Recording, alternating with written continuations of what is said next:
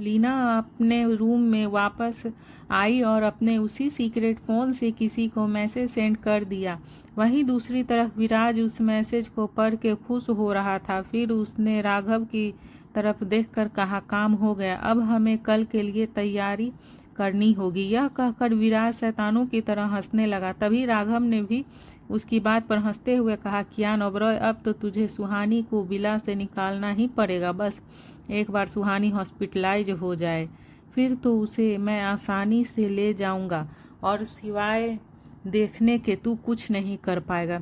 वहीं उधर कियान हर सुबह उठते ही राहुल को कॉल किया करता था, लेकिन आज जब 8 बज गए तक भी कियान का कॉल नहीं आया तो राहुल को थोड़ा अजीब लगा और वह बिना कुछ सोचे समझे विदाउट नॉक किए ही कियान के बेडरूम में चला गया। राहुल ने कियान के रूम में जाकर देखा तो कियान अभी तक सो रहा था। उसे सोते देखकर राहुल को अपनी आंखों पर भरोसा नहीं हो रहा था। वह अपनी आंखें मलने लगा, यह सोचकर कि वह कोई सपना तो नहीं देख रहा है, पर आंखें मलने के बाद भी राहुल की आंखों के सामने का नज़ारा नहीं बदला। कियान की अभी तक सोते देखकर राहुल को अब कुछ गड़बड़ का एहसास होने लगा था। वह कियान के बेड के पास आ गया और कियान के फोरहेड को टच किया। कियान की बॉडी फिटी भट्टी की तरह तप रही थी। राहुल यह देखकर चौंक गया। उसे समझ नहीं आ रहा था कि कियान को इतना तेज फीवर हुआ कैसे।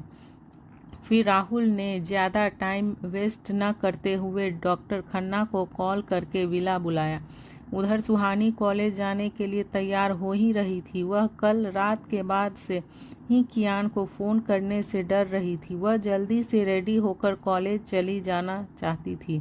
वह रेडी होकर अपने रूम से बाहर आई और कॉरिडोर से सीढ़ियों की तरफ जाने लगी, लेकिन तभी वह सामने से आ रहे राहुल से टकरा गई। टकराते ही उसके हाथ से फ़ोन छूट गया और एक बार फिर राहुल ने उसके फ़ोन को गिरने से बचा लिया। सुहानी कुछ कहने ही वाली थी कि तभी राहुल ने उसे कहा, क्या आप आज कॉलेज से ऑफ ले सकती हैं? राहुल की बात सुनकर सुहानी ने राहुल से सवालिया अंदाज में कहा, क्यों, क्या आपको कोई और काम है? तभी राहुल ने सुहानी से कहा, मैं आज आपको कॉलेज ड्रॉप करने नहीं जा सकता। कियान सर की हेल्थ ठीक नहीं है, उसकी हालत बहुत नाजुक है। राहुल के इतना कहते ही सुहानी परेशान हो गई। उसके माथे पर सिकन आ गई और वह राहुल की बात का बिना कुछ जवाब दिए ही कियान के रूम की तरफ चली गई। सुहानी ने अंदर आते ही देखा तो कियान आंखें बंद किए लेटा था। वह अपने कांपते हाथों से कियान के सिर को छूकर देखने लगी। कियान को बहुत तेज फीवर था। फिर उसने राहुल की तरफ देखकर जल्दी से कहा, अपने डॉक्टर को बुलाया? जिस पर राहुल ने सिर हिलाते हुए कहा, मैंने कॉल कर दिया है, वह आ रहे हैं।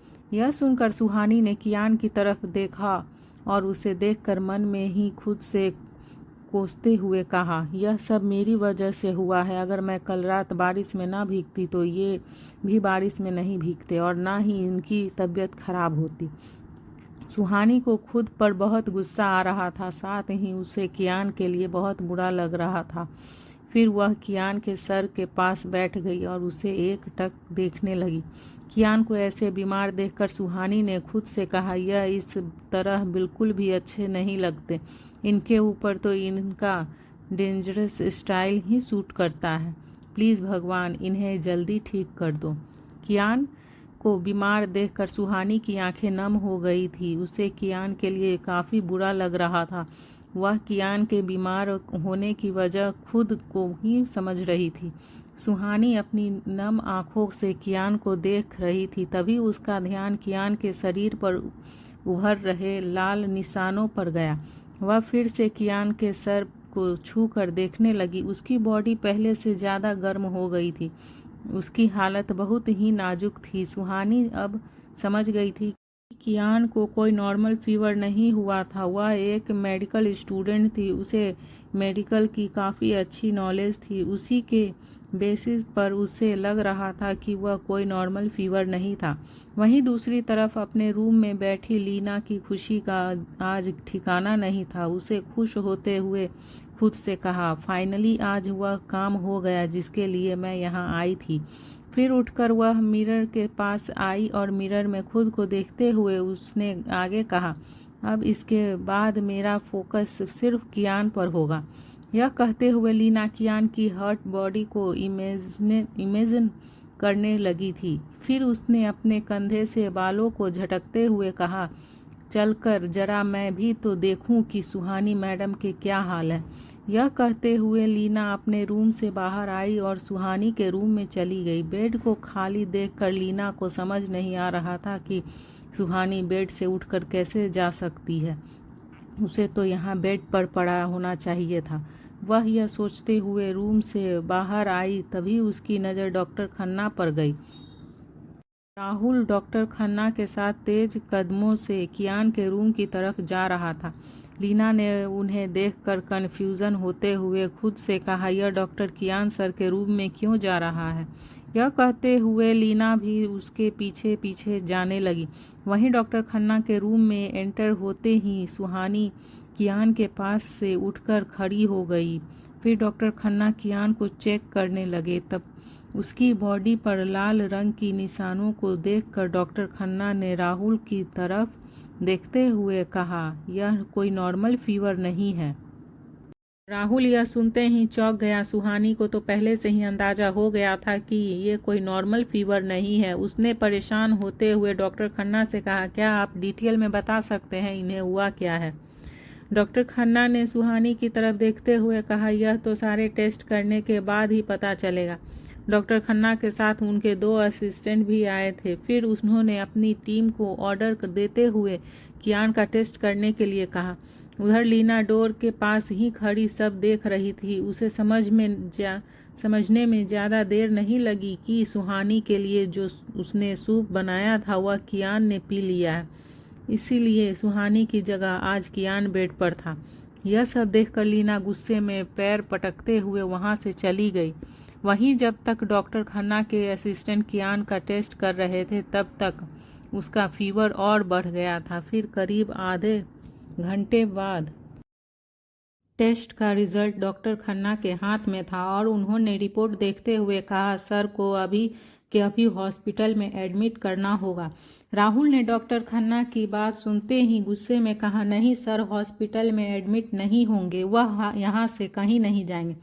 राहुल की बात सुनकर डॉक्टर खन्ना उन्हें समझाते हुए कहा, राहुल, सर को कोई आम फीवर नहीं हुआ है, सर की बॉडी में वायरस इंजेक्ट किया गया है।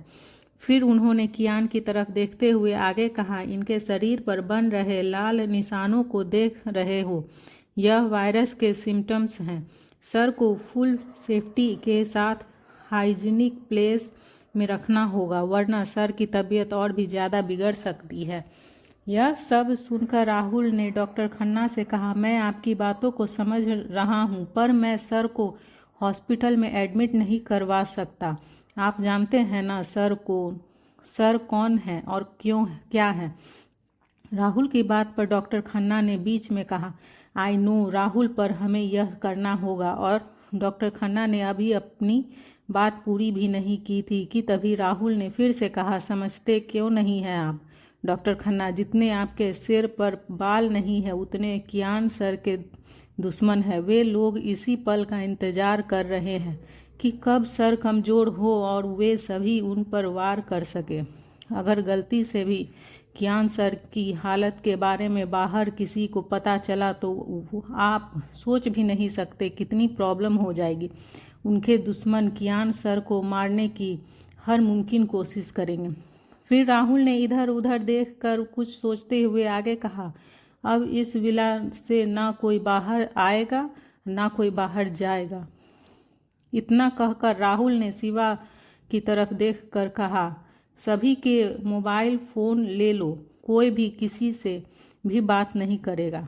राहुल कोई रिस्क नहीं लेना चाहता था, इसीलिए उसने सभी के सेल फोन जब्त करवा लिए। डॉक्टर खन्ना और उनके असिस्टेंट के फ़ोन भी उसने ले लिए थे।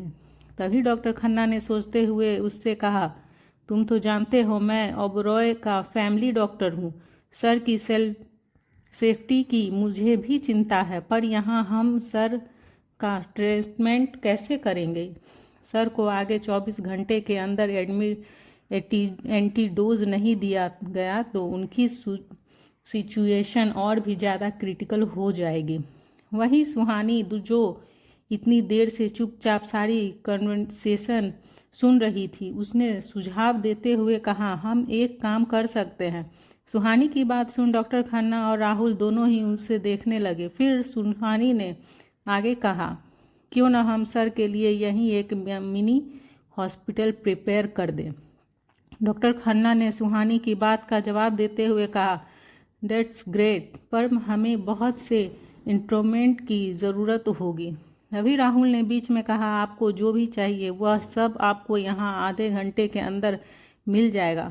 राहुल की बात से डॉक्टर खन्ना सहमत हो गए और फिर कियान के विला में आधे घंटे के अंदर ही एक मिनी हॉस्पिटल बनाकर तैयार कर दिया गया था। कियान को स्ट्रेच पर उस मशीन हॉस्पिटल तक ले जाया गया। तभी डॉक्टर खन्ना ने राहुल से कहा, हमें एक नर्स की भी ज़रूरत है। तभी खन्ना की बात सुनकर सुहानी ने कहा, मैं आपकी हेल्प करूंगी एज अ नर्स, मैं एक मेडिकल स्टूडेंट हूँ। डॉक्टर खन्ना सुहानी की बात से काफ़ी ज़्यादा इम्प्रेस हो गए। उन्होंने स्माइल करते हुए कहा, गुड जॉब। फिर डॉक्टर खन्ना ने राहुल को एक नोट देते हुए कहा, अब जो लाना है वो तुम्हें खुद जाकर लाना होगा। राहुल ने पेपर नोट को लेते हुए कहा, पर मुझे लाना क्यों है?